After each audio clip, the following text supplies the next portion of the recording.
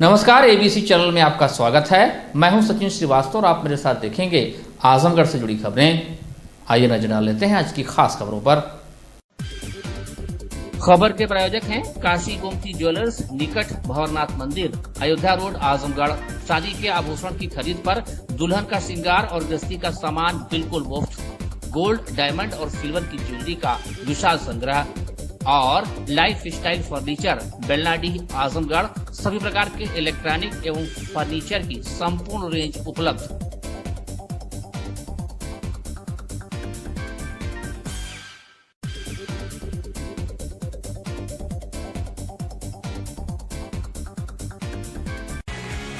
तो ये खबर आजमगढ़ से, जहां दीवानी न्यायालय परिसर में शनिवार को आयोजित राष्ट्रीय लोक अदालत में कुल 1,08,518 मुकदमों का निस्तारण किया गया। इससे पूर्व जिला जज जयप्रकाश पांडे ने हॉल ऑफ जस्टिस में देवी सरस्वती के चित्र पर माल्यार्पण तथा दीप प्रज्वलित करके लोक अदालत की विधिवत शुरुआत की। इस अवसर पर उपस्थित अधिकारियों व अधिकारियों को संबोधित करते हुए जिला जज ने कहा कि लोक अदालत आम आदमी के लिए उपलब्ध एक महत्वपूर्ण वैकल्पिक विवाद समाधान तंत्र है। जिला विधिक सेवा प्राधिकरण के सचिव अंकित वर्मा ने बताया कि इस लोक अदालत में खास बात यह रही कि 40 दंपतियों ने आपसी मतभेद खत्म कर एक बार फिर से साथ रहना स्वीकार किया। इस लोक अदालत में जिला जज जयप्रकाश पांडे ने कुल 1 मुकदमों का निस्तारण किया।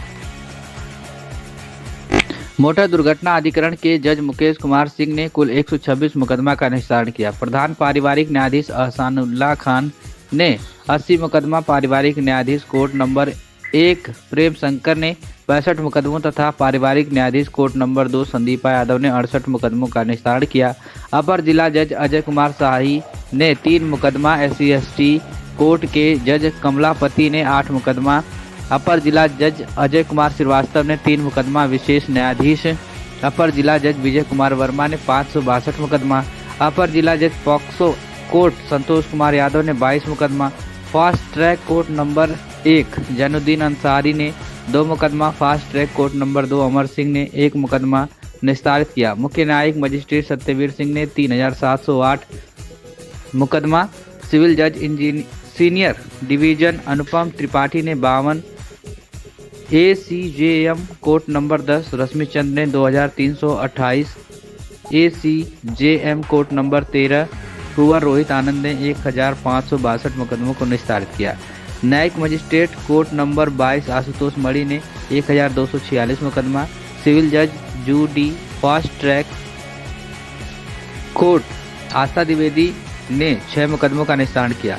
इंडियन बैंक के DGM सतीश कुमार सोनकर ने बताया कि इंडियन बैंक के कुल 56 NPA खातों में लगभग 98 लाख रुपए का समझौता करके 7,93,000 रुपए मौके पर ही वादकारियों से जमा कराया गया।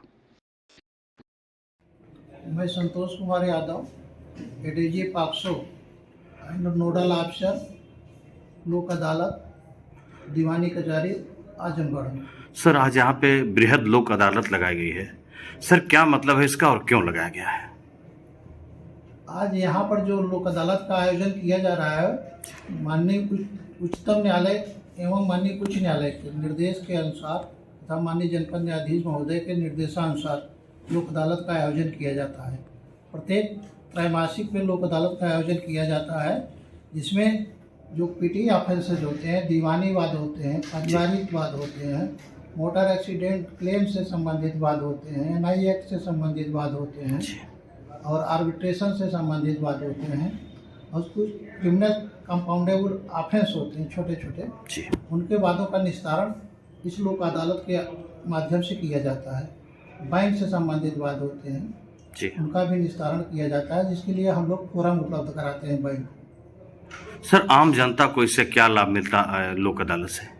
आम जनता को लाभ मिलता है, सामान्य दिनों में जितना अर्थदंड का अधिरोपण किया जाता है किसी भी अभियुक्त पर, उससे लगभग 20-25%, 30% तक कम अर्थदंड अधिरोपित किया जाता है।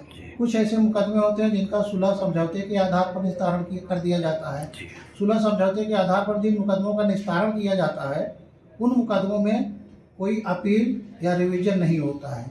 इसका मतलब होता है कि बाद का सदैव के लिए निस्तारण हो गया। सर क्या ये निस्तारण जो भी होते हैं वो बिल्कुल पारदर्शी होते हैं या इसमें किसी नहीं, तरह का इसमें लोचा? बिल्कुल पारदर्शी निस्तारण होते हैं, जी। किसी प्रकार का कोई फेक नहीं होता है। जी।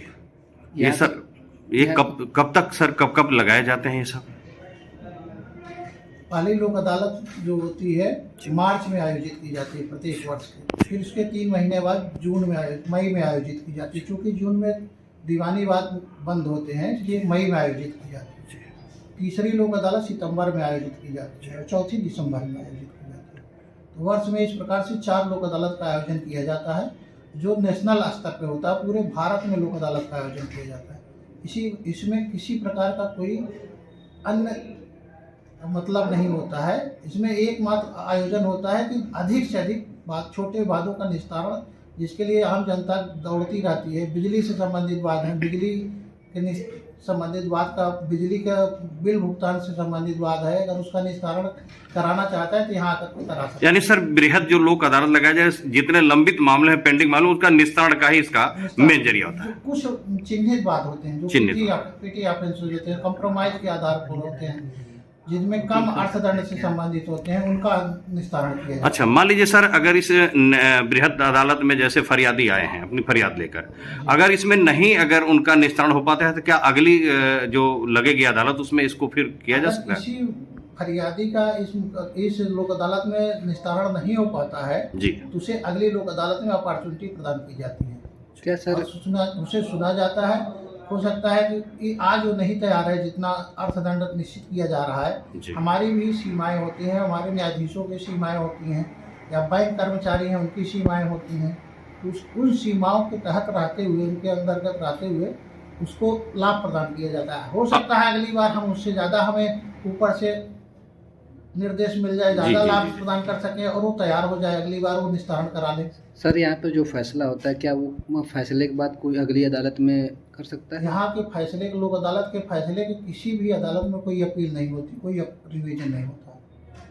अगर यहाँ निस्तारण सर नहीं हो पाता है तो यहाँ निस्तारण नहीं हो पाता तो रेगुलर कोर्ट में हो सकता है। रेगुलर कोर्ट में, अगर रेगुलर कोर्ट में नहीं कराना चाहे तो अगली लोक अदालत तक इंतजार करें, अगली लोक अदालत में हो सकता है।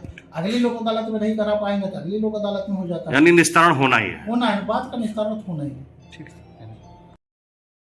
मैं Ankit Verma, secretary district legal services authority Azamgarh. Sir बृहद लोक अदालत लगाया गया है यहाँ पे, सर इसके बारे में क्या है और पूरा बताएं सर। राष्ट्रीय लोक अदालत का आयोजन पूरे भारत वर्ष में आज किया जा रहा है, जिसका मुख्य उद्देश्य यह है कि वादकारियों को अधिक से अधिक लाभ पहुंचाना, चाहे वह दीवानी न्यायालय के मुकदमे हो, बैंक के मुकदमे हो, बिजली के मुकदमे हो, किसी भी तरीके के मुकदमे जो उनके आज यहाँ पर लगे हुए हैं, उसमें उन्हें ज़्यादा से ज़्यादा लाभ पहुँचाने का उद्देश्य हमारा रहता है, ताकि वे अपने वादों का निस्तारण कराकर यहाँ से खुशी खुशी अपने घर जाएं। किस तरह के सर मामले ऐसे होते हैं जो इस लोक अदालत में वो नहीं आते हैं, मतलब नहीं माने जाएंगे यहाँ पे, किस तरह के वादों को? जो घोर आपराधिक मुकदमे हैं जी, उनका निस्तारण आज लोक अदालत में नहीं किया जाता है।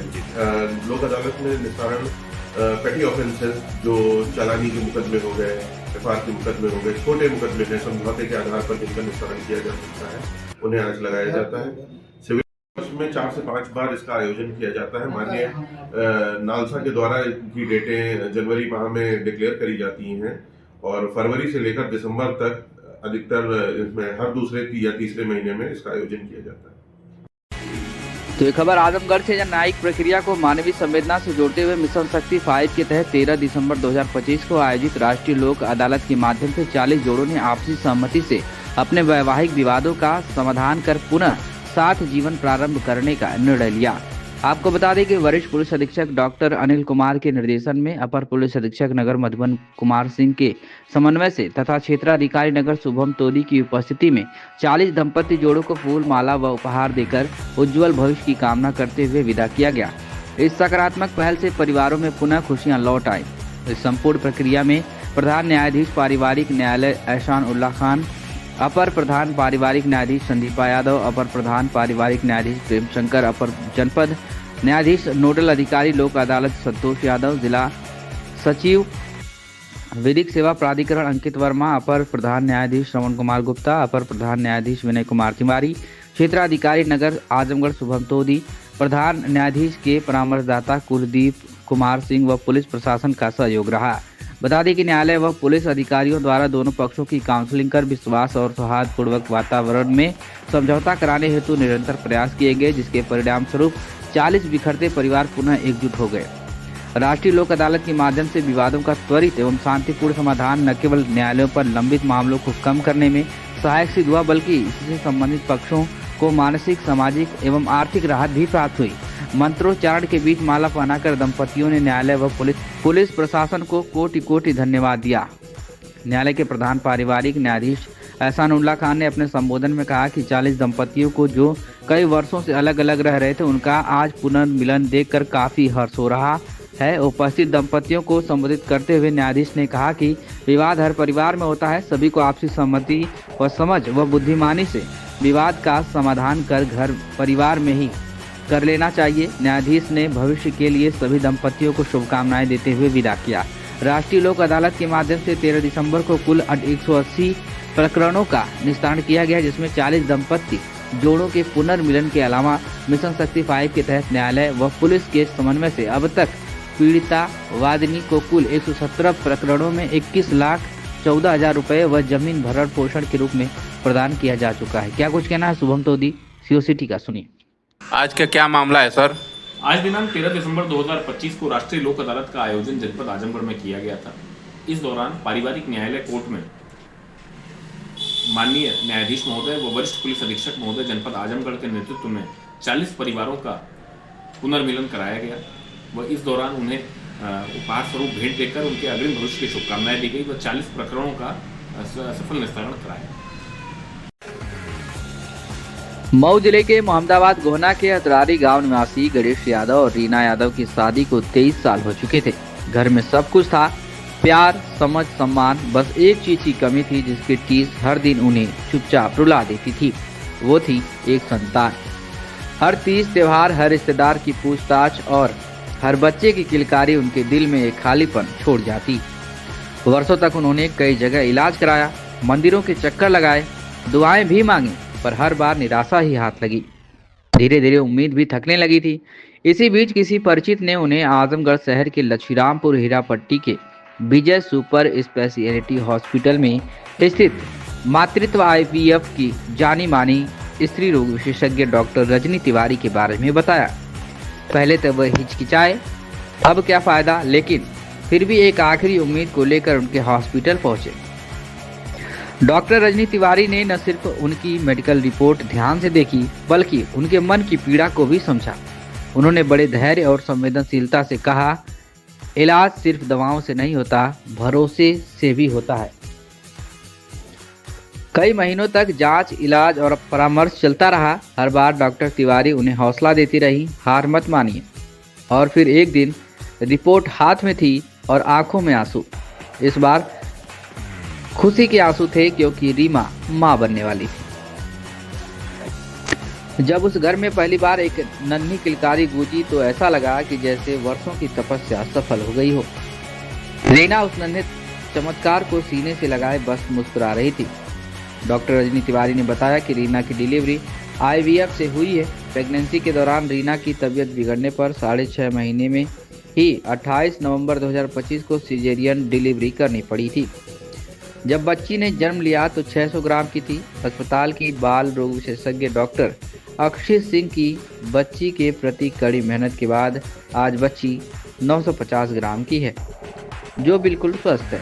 जच्चा बच्चा दोनों का डिस्चार्ज किया जा रहा है। वर्षों से संतान सुख से वंचित महिलाओं को संदेश देते हुए डॉक्टर रजनी तिवारी ने कहा कि समय पर इलाज कराया जाए तो सफलता जरूर मिलती है। वहीं अस्पताल की बाल रोग विशेषज्ञ डॉक्टर अक्षय सिंह ने बताया कि जब बच्ची हुई थी तो 600 ग्राम की थी। करीब 2 सप्ताह तक NICU में रखने के बाद आज बच्ची 950 ग्राम की है और बिल्कुल स्वस्थ है। पहले क्या कुछ कहना है डॉक्टर रजनी तिवारी स्त्री रोग विशेषज्ञ और डॉक्टर अक्षय सिंह बाल रोग विशेषज्ञ का, सुनिए। मैं डॉक्टर रजनी मातृत्व वुमेन्स हेल्थ केयर हॉस्पिटल से यहाँ पे as a infertility and laparoscopic surgeon में कंसल्टेंट हूँ। मैम, आपके यहाँ एक क्रिटिकल डिलीवरी हुई है, कब आपके पास आई थी वो महिला और कितने साल बाद उनको डिलीवरी हुई, क्या दिक्कतें आई? ये पेशेंट रीना है। ये मेरे पास आज के करीब 8-9 महीने पहले आई हुई थी और बहुत जगह से इलाज करा चुकी थी। इसको शादी के करीब 23 साल हो चुके थे। मोहम्मदाबाद से है ये पेशेंट और बच्चा नहीं लग रहा था। ये काफ़ी निराश हो चुके थे। तो यहाँ पे IVF विधि के द्वारा उनका इलाज हुआ और उनको बच्चा लगा और बच्चा, लेकिन उनका पूरा प्रेगनेंसी सही रहा, लेकिन इनका काफ़ी BP बढ़ने लगा, लीवर की भी जांचें ख़राब होने लगी, काफ़ी दिक्कत होने लगी और एक पेशेंट सुबह-सुबह मेरे पास लीकिंग करके आई और उसमें बच्चे का हाथ बाहर निकला हुआ था। तो हमें आनन-फानन पे 6.5 महीने का था बच्चा है उस वक़्त पेट में इनके। आनन-फानन में हमें सिज़ेरियन से डिलीवरी करनी पड़ी क्योंकि बच्चे का हाथ नीचे से बाहर निकला हुआ था, अटका हुआ था। जो बच्चा हुआ वो उस वक़्त 600 ग्राम के करीब था। उसको हमारी NICU टीम ने, डॉक्टर अक्षी ने और उनकी टीम ने फिर अच्छे से इलाज किया। आज वो बच्चा 950 ग्राम का होके घर जा रहा है। घर वाले बहुत खुश हैं क्योंकि उनको 23 साल बाद बच्चा मिला है।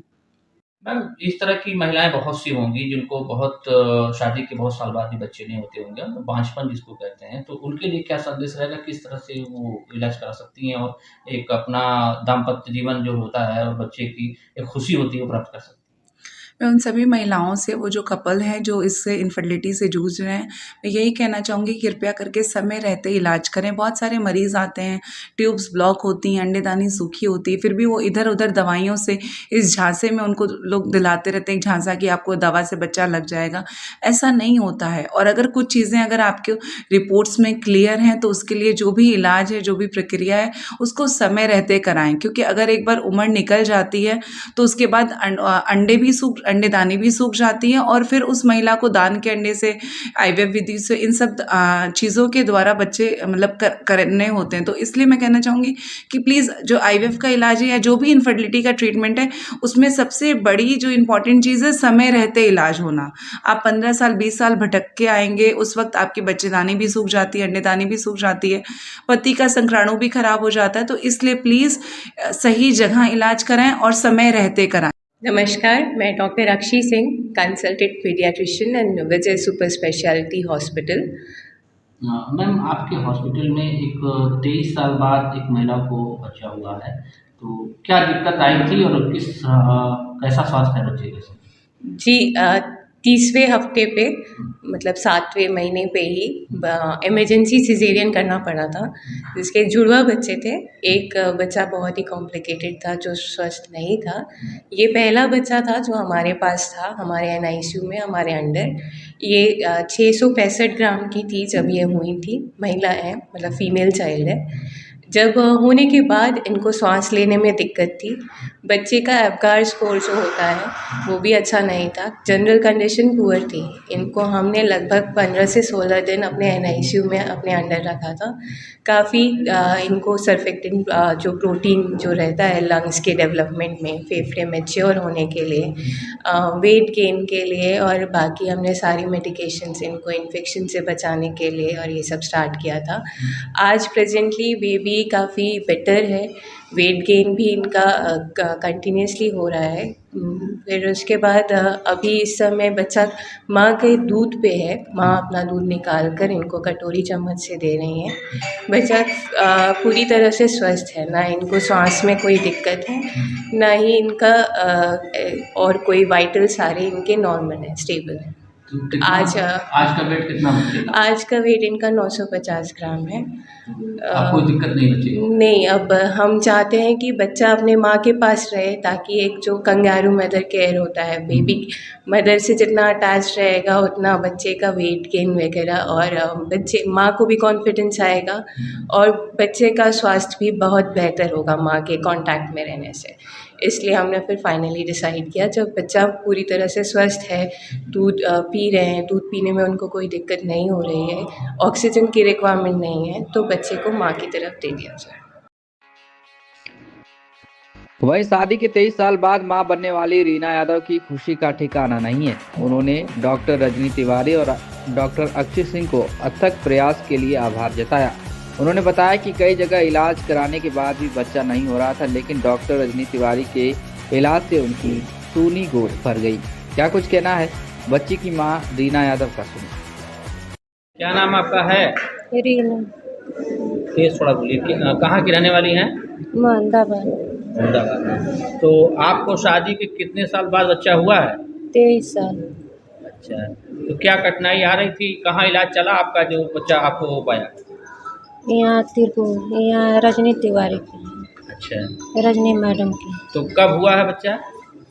ये 7वां महीना में। अच्छा, तो कितने कमजोर बच्चा हुआ था? ठीक है, डिलीवरी सही हुई है? बहुत कमजोर ऑपरेशन से हुआ। ऑपरेशन से हुआ है। बच्चा स्वस्थ है, आप भी स्वस्थ हैं? जच्चा बच्चा दोनों स्वस्थ हैं ना? बच्चा तो दिक्कत में, लेकिन अब ठीक है। हाँ। तो मैडम को क्या कहना चाहेंगी? मैडम को धन्यवाद करना चाहिए। खुशी है 23 साल बाद बच्चा होने की? जी। हाँ? जी। अपने से बोलिए, क्या कितनी खुशी महसूस हो रही है? हमारी बहुत खुशी है। तो एक तरफ से आप हार चुकी थी, बच्चा नहीं हो पा रहा था, बहुत इलाज कराया होगा आपने? बहुत इलाज कराया लेकिन नहीं हुआ। कहाँ कराया था इलाज? बहुत जगह कराया। कौन कौन जिला बतावा ना? अहमदाबाद, यहाँ मऊ में, आजमगढ़ में कई जगह से किया। तो मैडम का इलाज आपका कब से चल रहा था यहाँ, कितने महीने से? अच्छा, अरे 7-8 महीना से चल। 8 महीने से। तो मैडम ने मतलब मैडम के इलाज से बच्चा हो गया आपको, खुश हैं आप? ठीक। तो बड़ी खबर है आजमगढ़ से, जहां मेहनगर थाना क्षेत्र में पुलिस और अपराधी के बीच मुठभेड़ हुई है। एक शातिर चोर राजेश कुमार घायल हो गया है। बता दें कि पुलिस ने उसे गिरफ्तार कर लिया है। उसके कब्जे से चोरी का लगभग 3.50 लाख रुपए यानी कि 3,50,000 रुपए का डीजे साउंड सिस्टम और अवैध तमंचा बरामद किया है। आरोपी के खिलाफ चोरी, लूट और धोखाधड़ी सहित 10 से अधिक मुकदमे विभिन्न थानों में दर्ज हैं। घटना बीते 8 से 9 दिसंबर रात की है, जब ग्राम रहिला तितलिया पार निवासी गौतम कुमार की डीजे की दुकान का शटर काटकर चोरों ने मिक्सर, स्पीकर, एम्पलीफायर समेत महंगे उपकरण चोरी कर लिए थे। इस संबंध में थाना मेहनगर पर मुकदमा दर्ज किया गया था। जांच में आरोपी राजेश कुमार, संदीप कुमार और आदित्य कुमार का नाम सामने आया है। तीनों ने मिलकर चोरी की वारदात को अंजाम दिया और माल को मंगई नदी के किनारे झाड़ियों में छिपा दिया गया। वहीं 12 दिसंबर की रात करीब 11:05 पर मुखबिर की सूचना पर एसएचओ संजय सिंह के नेतृत्व में पुलिस टीम ने किसान जूनियर हाई स्कूल अहियाई के पास घेराबंदी की। आत्मसमर्पण करने को कहा तो राजेश कुमार ने पुलिस पर फायरिंग कर दी। आत्मरक्षा में पुलिस की जवाबी कार्रवाई में गोली उसके पैर में लगी और वह घायल हो गया। उसे तुरंत सीएचसी मेहनगर ले जाकर इलाज कराया गया। पुलिस ने उसकी निशानदेही पर 5 बोरों में छिपाया गया चोरी का माल बरामद किया है। इसमें बेटा मार्क DJM 300 मिक्सर और DJ speaker appro BK 16,000 machine समेत कई महंगे उपकरण शामिल हैं। साथ ही एक 315 बोर तमंचा, जीवित कारतूस और खोखे भी मिले हैं। पूछताछ में राजेश ने कबूल किया है कि वह संदीप और आदित्य के साथ गिरोह बनाकर दुकानों में रात में ताला काटकर चोरी करता था। भारी सामान को बोरे में भरकर नदी किनारे छिपाते थे और बाद में बेचने की योजना बनाते थे। पुलिस ने राजेश के खिलाफ नया मुकदमा दर्ज कर लिया है। इस पूरे मामले में क्या कुछ कहा है भूपेश पांडे, CO लालगंज ने, सुनी। आज दिनांक 12/12/25 को मेहनगर थाना अंतर्गत मगही नदी के किनारे मेहनगर थाने की पुलिस और जो बदमाश हैं उनके बीच एक मुठभेड़ हुई, जिसमें एक बदमाश के बाएं पैर में गोली लगी और उसका एक साथी जो है मौके का फायदा उठाकर भाग गया। बाद मुठभेड़ के जब उसको हिरासत में लेकर पूछताछ की गई तो उसने अपना नाम राजेश कुमार बताया। पिता का नाम शिव पूजन, उम्र करीब 30 वर्ष, जो सिधारी थाने अंतर्गत रहने वाला है। इसके ऊपर पूर्व में ही 7-8 मुकदमे चोरी और नकबजनी के पंजीकृत हैं और बाद तफ्तीश ये पता चली कि उसके द्वारा जो मेहनगर थाना अंतर्गत चोरी का डीजे का सामान था वो यहाँ पे रखा गया था और इसे लेने आया हुआ था, जिसको बरामद किया गया है और इसके पास से अवैध असलहा और कारतूस खोखा बरामद हुआ है। तो खबर आजमगढ़ से, जहां तरौलिया नगर पंचायत क्षेत्र के बब्बर चौक पर शुक्रवार को बिजली बिल राहत योजना 2025 के तहत एक विशाल कैंप का आयोजन किया गया। कैंप में उमड़ी भारी भीड़ के बीच उपभोक्ताओं ने अपने बिजली बिलों के राहत पाने के लिए रजिस्ट्रेशन कराया। अब तक 700 लोगों ने पंजीकरण करवाकर 100% ब्याज माफी तथा 25% मूलधन में छूट का लाभ प्राप्त किया है। आपको बता दी कि तरौलिया उपखंड अधिकारी दिलीप वर्मा ने बताया कि यह योजना 1 दिसंबर से 28 फरवरी 2026 तक संचालित की जा रही है। इसके अंतर्गत 1 से 2 किलोवाट तक के घरेलू और व्यावसायिक उपभोक्ताओं को विशेष राहत दी जा रही है। उन्होंने बताया कि क्षेत्र में लगभग 8,000 उपभोक्ता ऐसे हैं जो इस लाभ के दायरे में आते हैं। उपखंड अधिकारी ने बताया कि गांव-गांव कैंप लगाकर लोगों को योजना से जोड़ने का प्रयास लगातार जारी है। अब तक लगभग 700 उपभोक्ता अपना बिल जमा कर योजना का लाभ प्राप्त कर चुके हैं। मार्च 2025 तक के मूलधन पर 25% छूट उपलब्ध है, जो उपभोक्ताओं के लिए बड़ी राहत साबित हो रही है। उन्होंने सभी उपभोक्ताओं से अपील की कि वे जल्द से जल्द रजिस्ट्रेशन कराकर अपने बकाया बिजली बिल से छुटकारा पाएं। यह योजना न केवल उपभोक्ताओं को आर्थिक राहत दे रही है, बल्कि सरकार की जन कल्याणकारी मंशा को भी स्पष्ट रूप से दर्शा रही है। क्या कुछ कहना है दिलीप वर्मा उपखंड अधिकारी का, सुनिए। सर, इस वक्त बिजली विभाग में काफी छूट आई है, लगातार कैंप लगाए जा रहे हैं, क्या है इसके बारे में? जी, आप सभी को नमस्कार। ये बिजली बिल राहत योजना 2025 चलाया जा रहा है और ये 1 दिसंबर से 28 फरवरी तक चलना है। और इसमें LMB1 के 1 किलोवाट से 2 किलोवाट और कमर्शियल के 1 किलोवाट पे 100% ब्याज पे छूट है और 25% मूलधन, मार्च 2025 पे मूलधन पे 25% छूट है। तो अभी तक हमारे यहाँ 8,000 उपभोक्ता एलिजिबल हैं, उस छूट के क्राइटेरिया में आ रहे हैं, जिसमें 700 लोगों ने रजिस्ट्रेशन अभी तक करा लिया है। और हम लोग दोनों सब स्टेशन, हर सब स्टेशन के अंदर कैंप लगा रहे हैं, गांव-गांव जा रहे हैं, कोशिश कर रहे हैं कि सभी गांव में हम संपर्क करें और सभी लोगों से OTS का रजिस्ट्रेशन करवाएं। जितने लोग को बकायेदार हैं, लगभग अभी तक कितने लोग को बकायेदारों की रजिस्ट्रेशन करा के बकायेदारों की फुल पेमेंट करा ली गई इसके बाद? जी, अभी तक लगभग 700 लोगों से जमा कराया जा चुका है। तो क्या लगता है कितने दिन में आप लोग ये जो 4,000 उपभोक्ता इसको बनाए हुए हैं जी, कब तक ये लक्ष्य प्राप्त कर लेंगे इसको? ये कोशिश है जनवरी, फरवरी के लास्ट तक हम सब लोगों से टर्न अप कराएं। इसमें उपभोक्ता को कितना फायदा हो रहा है? ये जितना ब्याज लगा है लगभग 100% ब्याज पे छूट है और मूलधन मार्च 2025 के जितना भी मूलधन होगा उस पर 25% का छूट है। अभी सर कैंप कहाँ लगा हुआ है इस वक्त? और अभी अगला कैंप बब्बर चौक कतरौलिया टाउन में लगा है और एक बुधनपुर तहसील सब स्टेशन से नंदरा में लगा है। और कल का भी कैंप हमारा कल बुधनपुर तहसील से अतरैट में लगेगा और अतरौलिया में 2 जगह कैंप लगेगा, एक हैदरपुर और सिखौना, दोनों जगह कैंप लगाएंगे। वहाँ पे हम प्रिंटर की व्यवस्था रखे हैं, जैसे कोई भी आएगा तो तुरंत हम रसीद दे रहे हैं जमा करा। उपभोक्ताओं को क्या कहना चाहेंगे इस छूट के बारे में? उपभोक्ताओं लोगों से हम यही अपील करेंगे कि वो अपना रजिस्ट्रेशन कराएं और अपना जितना बकाया है वो छूट में रजिस्ट्रेशन करा के और बकाया से छुटकारा पाएं। तो ये खबर आजमगढ़ से, जहां तरौलिया नगर पंचायत क्षेत्र के बब्बर चौक पर शुक्रवार को बिजली बिल राहत योजना 2025 के तहत एक विशाल कैंप का आयोजन किया गया। कैंप में उमड़ी भारी भीड़ के बीच उपभोक्ताओं ने अपने बिजली बिलों के राहत पाने के लिए रजिस्ट्रेशन कराया। अब तक 700 लोगों ने पंजीकरण करवाकर 100% ब्याज माफी तथा 25% मूलधन में छूट का लाभ प्राप्त किया है। आपको बता दें कि तरौलिया उपखंड अधिकारी दिलीप वर्मा ने बताया कि यह योजना 1 दिसंबर से 28 फरवरी 2026 तक संचालित की जा रही है। इसके अंतर्गत 1 से 2 किलोवाट तक के घरेलू और व्यावसायिक उपभोक्ताओं को विशेष राहत दी जा रही है। उन्होंने बताया कि क्षेत्र में लगभग 8,000 उपभोक्ता ऐसे हैं जो इस लाभ के दायरे में आते हैं। उपखंड अधिकारी ने बताया कि गांव-गांव कैंप लगाकर लोगों को योजना से जोड़ने का प्रयास लगातार जारी है। अब तक लगभग 700 उपभोक्ता अपना बिल जमा कर योजना का लाभ प्राप्त कर चुके हैं। मार्च 2025 तक के मूलधन पर 25% छूट उपलब्ध है, जो उपभोक्ताओं के लिए बड़ी राहत साबित हो रही है। उन्होंने सभी उपभोक्ताओं से अपील की कि वे जल्द से जल्द रजिस्ट्रेशन कराकर अपने बकाया बिजली बिल से छुटकारा पाएं। यह योजना न केवल उपभोक्ताओं को आर्थिक राहत दे रही है, बल्कि सरकार की जन कल्याणकारी मंशा को भी स्पष्ट रूप से दर्शा रही है। क्या कुछ कहना है दिलीप वर्मा उपखंड अधिकारी का, सुनिए। सर, इस वक्त बिजली विभाग में काफी छूट आई है, लगातार कैंप लगाए जा रहे हैं, क्या है इसके बारे में? जी, आप सभी को नमस्कार। ये बिजली बिल राहत योजना 2025 चलाया जा रहा है और ये 1 दिसंबर से 28 फरवरी तक चलना है। और इसमें LMB1 के 1 किलोवाट से 2 किलोवाट और कमर्शियल के 1 किलोवाट पे 100% ब्याज पे छूट है और 25% मूलधन, मार्च 2025 पे मूलधन पे 25% छूट है। तो अभी तक हमारे यहाँ 8,000 उपभोक्ता एलिजिबल हैं, उस छूट के क्राइटेरिया में आ रहे हैं, जिसमें 700 लोगों ने रजिस्ट्रेशन अभी तक करा लिया है।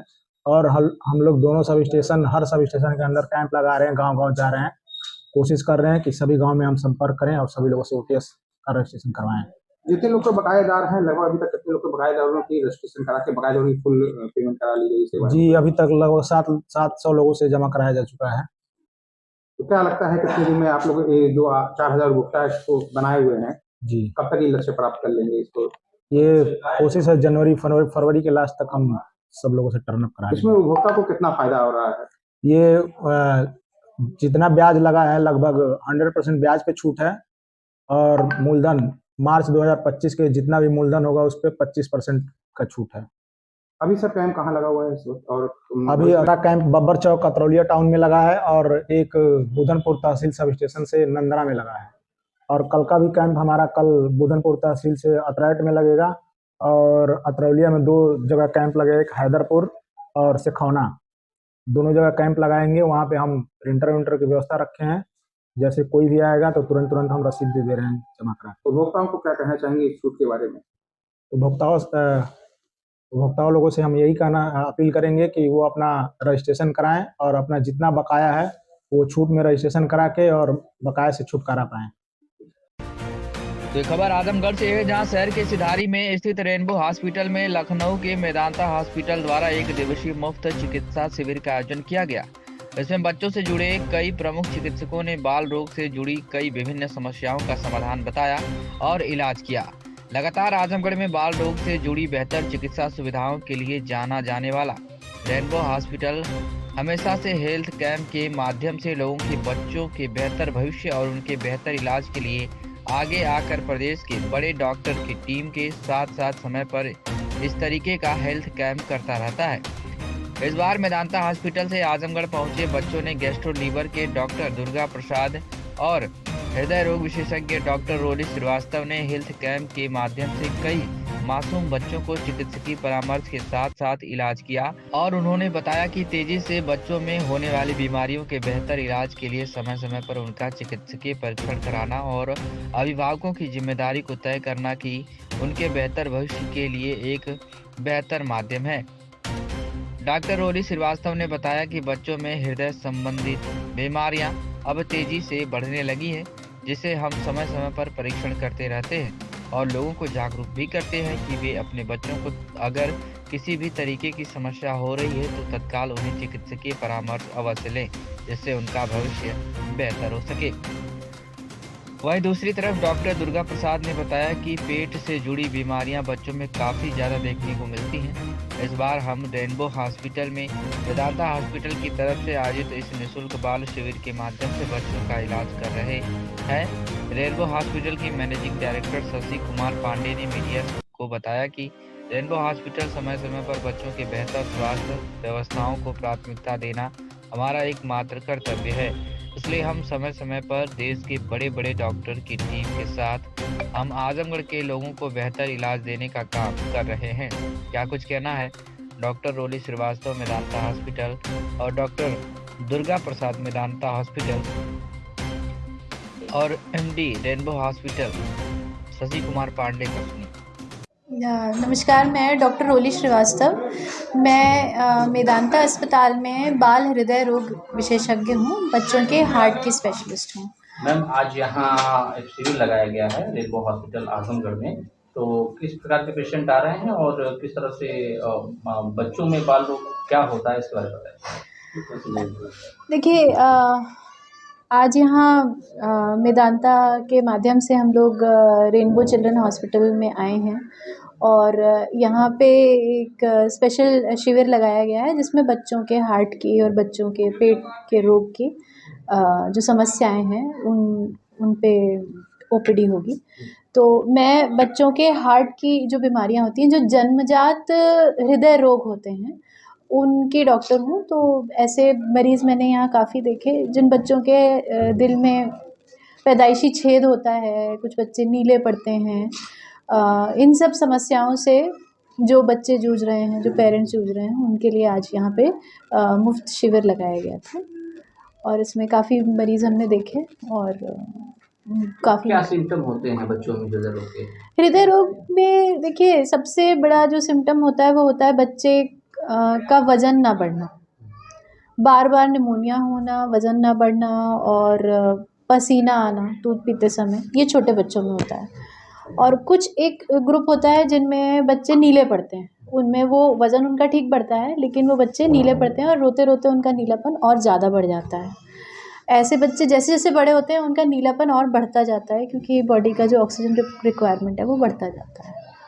तो इन दोनों ही ये दो अलग स्पेक्ट्रम होते हैं हार्ट डिजीज़ के, और इन दोनों में ही ऑपरेशन या कोई इंटरवेंशन या कभी कभी सिर्फ दवाओं से ही इनको ठीक किया जा सकता है, और इनके आउटकम्स बहुत अच्छे हैं अगर इनको समय पे पकड़ लिया जाए और समय पे इनका इलाज कराया जाए। तो मैडम, इस तरीके से ये अभियान चलाया जा रहा है, आप लोग लखनऊ से आकर के यहाँ पे वो करें, तो किस तरीके से अवेयर कर रही हैं? चूँकि बच्चों में इस तरीके की डिजीज़ ज़्यादा अब दिन पर दिन बढ़ती जा रही है, तो किस तरीके से अवेयर करना चाहेंगे?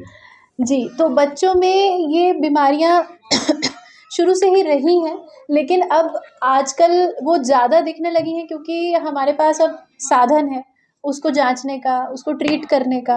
ऐसे बच्चे अब ज़्यादा समय तक जीते हैं, अच्छी लाइफ जीते हैं, इसलिए ये बीमारियां हमें ज़्यादा दिखाई दे रही हैं। तो आज आप सभी के माध्यम से मैं ये भी बताना चाहूँगी कि बच्चों के जो हार्ट की बीमारी है, जिसे हम बाल हृदय रोग कहते हैं, जन्मजात हृदय रोग कहते हैं, वो 99% या 90 से 99% वो ट्रीटेबल है, उसका इलाज संभव है अगर समय से कराया जाए तो। इन सब में टाइमिंग बहुत इम्पॉर्टेंट होती है। अगर हमने समय से बच्चे का इलाज कर दिया, समय से दवाइयाँ चालू कर दी, समय रहते ऑपरेशन या इंटरवेंशन करा दिया, डिवाइस क्लोजर जैसा हमें एडवाइस किया जाए, अगर हमने वो करा दिया तो बच्चे एक नॉर्मल जीवन जी सकते हैं। और बहुत सारे पेरेंट्स बड़े हताश हो जाते हैं सुन के कि बच्चे के दिल में छेद है या इसका तो कुछ नहीं हो सकता। तो ऐसी धारणाएं पहले थी, बट अब हमारे पास बहुत सारे ऐसे अच्छे इलाज हैं, ऐसे ऑपरेशन हैं, ऐसे उपकरण हैं जिनसे हम इनका बहुत सफल तरीके से इलाज। जी नमस्कार, मैं डॉक्टर दुर्गा प्रसाद पीडियाट्रिक गैस्ट्रोएंटरोलॉजिस्ट हूँ। मेदांता लखनऊ में अभी काम कर रहा हूँ। आज यहाँ रेनबो हॉस्पिटल में आपने शिविर लगाया हुआ है जी हॉस्पिटल की तरफ से। जी, तो किस तरह के पेशेंट आ रहे हैं? बच्चों में जो गैस्ट्रो लीवर की समस्या होती है किस तरह होती है और किस तरह उसका इलाज होता है? सबसे पहले मैं रेनबो चिल्ड्रन हॉस्पिटल और मेदांता का जो एफर्ट है, इस तरह का कैंप एसोसिएशन में लगाया गया है, मैं दोनों को धन्यवाद देना चाहता हूँ कि इस तरह के प्रयास होते रहने चाहिए ताकि इसकी अवेयरनेस हमारी पेरिफेरल डिस्ट्रिक्ट लेवल पे पहुंचती रहे। तो आज हमारा जो मेन पर्पज़ है यहाँ पे जो कैंप करने का, कि ताकि हम अपने कुछ पेशेंट, जैसे हमारे साथ डॉक्टर रोली श्रीवास्तव हैं जो कि पीडियाट्रिक कार्डियोलॉजिस्ट हैं, कि जो कि पेरिफेरल सेंटर पे कई बार इन सब की सुविधाएं नहीं हैं, तो ऐसे पेशेंट को टाइमली स्क्रीन किया जाए। और कई बार ये होता है कि कई कुछ बड़ी जांचों का सहारा लेना पड़ता है, कुछ बड़े इंटरवेंशन की नीड होती है, तो ताकि उनको टाइमली रिफ़र कर दिया जाए। मैं पीडियाट्रिक गैस्ट्रोएंटरोलॉजिस्ट देखता हूँ वहाँ पे, तो इसमें कई बार पेरिफेरल लेवल पे हमारे जो बच्चे हैं कुछ बड़ी गैस्ट्रो की बीमारियाँ या लीवर की बीमारियों से ग्रसित हैं। जैसे किसी बच्चे को जॉन्डिस है, कई महीनों से ठीक नहीं हो रहा, लीवर फेल की कंडीशन है जिसमें लीवर फेल हो जाता है कुछ इन्फेक्शन की वजह से, तो ऐसे बच्चों में हायर सेंटर की हमें ज़रूरत पड़ती है, कुछ हायर मशीनों की ज़रूरत पड़ती है और कुछ इंडोस्कोपिक प्रोसीजर इस तरह के होते हैं। तो रिक्वायरमेंट होती है जो हमारे डिस्ट्रिक्ट लेवल पे ये सुविधा नहीं मिल पाती, ख़ास तौर से बच्चों में इस तरह की सुपर स्पेशलिटी सुविधाएं अभी नहीं हैं। तो इसमें हमें रिफ़र करके कई बार सुपर स्पेशलिटी डॉक्टर की मदद लेनी पड़ती है। मेरे बड़ों से और बच्चों में गैस्ट्रो लीवर की समस्या किस तरह अलग होती है या सेम उसी तरह होती है जिस तरह बड़ों में? बहुत अच्छा सवाल है। देखिए, बड़े जैसा हम लोग अपनी बात को हम लोग कह सकते हैं, अपने दर्द को हम लोग बयां कर सकते हैं, लेकिन बच्चे कई बार एक्यूरेटली अपनी पूरी बात को सही भाषा में उसको बता नहीं पाते। तो बच्चों में क्या होता है, एक अच्छा पीडियाट्रिशियन का होना बहुत इम्पॉर्टेंट है, ताकि आप बच्चे की जो साइकोलॉजी है, बच्चे की जो क्लिनिकल सिम्टम्स हैं, आप उससे गेस कर सकते हैं कि बच्चे की कितनी सीवियर कंडीशन है, कितनी ज़्यादा बीमारी है, कहाँ कहाँ की प्रॉब्लम लग रही है। ये कई बार हमें क्लिनिकल असेसमेंट से जज करना होता है। कई बार पूरी बात बच्चा अपनी व्यक्त नहीं कर पाता, कई बार मदर और फादर भी इतने स्मार्ट नहीं होते हैं कि वो अपनी पूरी बात को सही भाषा में बता पाएँ। तो हमें एज ए डॉक्टर ये हमारी रिस्पॉन्सिबिलिटी बनती है कि हम बच्चे को सही से एग्जामिन करें, सही डायग्नोसिस बनाएं और सही ट्रीटमेंट दें। ट्रीटमेंट इसका पूरा 100% संभव है? जी हाँ, पीडियाट्रिक केसेस में या पीडियाट्रिक गैस्ट्रो केसेस में बहुत ढेर सारी बीमारियों का स्पेक्ट्रम है। जैसे छोटे बच्चों को अगर हम देखें तो कुछ कॉन्जेनाइटल गैस्ट्रो की प्रॉब्लम आती हैं, बच्चे को खाने पीने में निगलने में प्रॉब्लम आती, बार बार उल्टियाँ करते हैं। कॉन्स्टिपेशन एक बहुत बड़ी समस्या है, बार बार पेट में दर्द उठना, लूज मोशन अक्सर होता है बच्चों में। इस तरह की इन्फेक्शन, एलर्जीज कंडीशन बहुत कॉमन मिलती हैं। तो ऐसे कंडीशन में और एक इम्पॉर्टेंट बात और है कि जो हम बाहर अपने पेरिफेरल लेवल पे सर्विस नहीं दे पाते, जैसे गैस्ट्रोइंटेस्टाइनल ब्लीडिंग, किसी बच्चे को ब्लीडिंग होती है तो हमारे पास कई बार पीडियाट्रिक गैस्ट्रोस्कोपी नहीं होती, या करने वाले लोग कॉन्फिडेंट नहीं होते बच्चों में। अगर हमने कभी तक किया नहीं है तो फिर कई बार हिचक होती है कि हम कैसे बच्चों में करें। तो इस तरह के पीडियाट्रिक गैस्ट्रोएंटरोलॉजी की ज़रूरत ऐसे सिचुएशन में पड़ती है जहाँ पे हम इंडोस्कोपी करके उसके ब्लीडिंग का कारण जान पाएँ और उसको हम वहीं पे इलाज दे पाएँ। तो इस तरह के कुछ स्पेक्ट्रम हम लोग डील करते हैं। सर, ये जिस तरीके से आज कैंप है, किस तरीके के बच्चे मैक्सिमम आपको देखने को मिले हैं रेनबो हॉस्पिटल में? देखिए, यहाँ पे ढेर सारे स्पेक्ट्रम हैं। जैसे मैंने अभी तक कई बच्चे देख लिया जिसमें पेन डिसऑर्डर के कई बच्चे हैं, वॉमिटिंग से कई परेशान बच्चे हैं।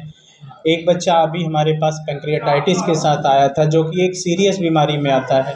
एक बच्चा लीवर डिजीज़ का आया था। तो constipation, vomiting, pen abdomen, bleeding, यही सब हमारे पास, और जॉन्डिस, लीवर प्रॉब्लम, ये सब के स्पेक्ट्रम कॉमन है और यही हम अभी तक देखते रहे। बच्चों में सर आँख में सिकुड़न की समस्याएं बहुत ज़्यादा बढ़ गई हैं सर पिछले कई सालों के मुताबिक, तो ये समस्याएं क्यों हो रही है बच्चों में? देखिए, आंत में सिकुड़न एक बहुत अच्छा टॉपिक है, कभी हम इसको डिटेल में भी डिस्कस कर सकते हैं।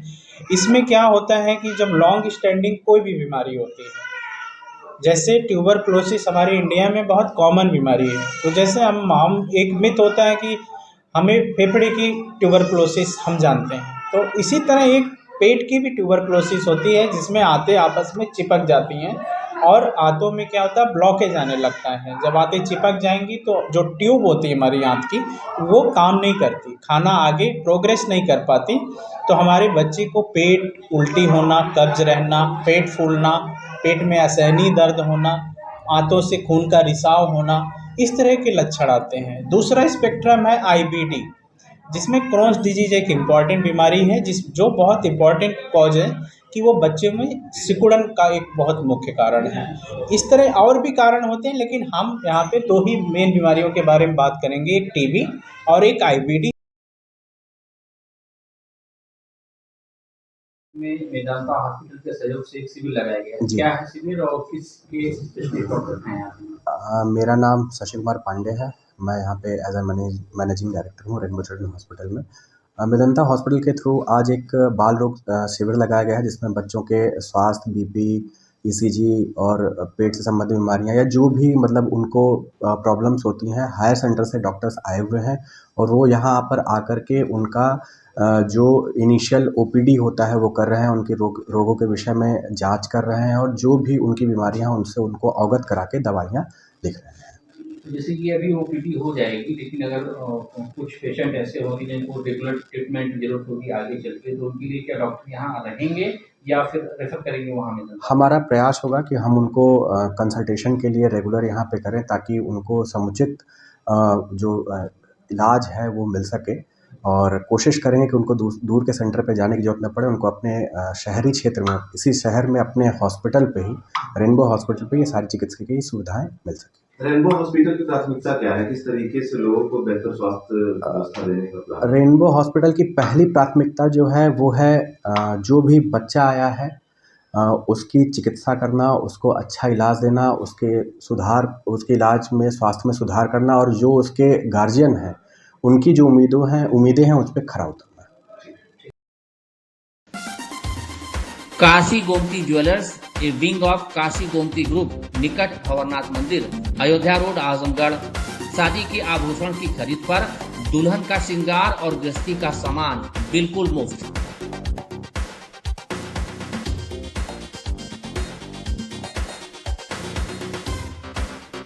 गोल्ड, डायमंड और सिल्वर की ज्वेलरी का विशाल संग्रह, शुद्धता की 100% गारंटी।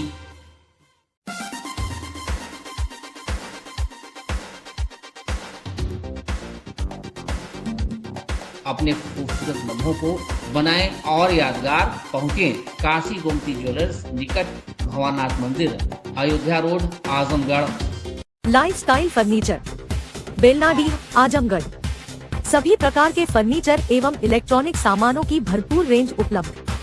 हमारे यहाँ EMI की सुविधा 0% ब्याज पर उपलब्ध। इलेक्ट्रॉनिक सामानों में LED TV, refrigerator, washing machine, air conditioner, air cooler, deep freezer, water cooler, mixer juicer, iron, fan, induction, battery, inverter, electric geyser, gas geyser, आटा चक्की इत्यादि।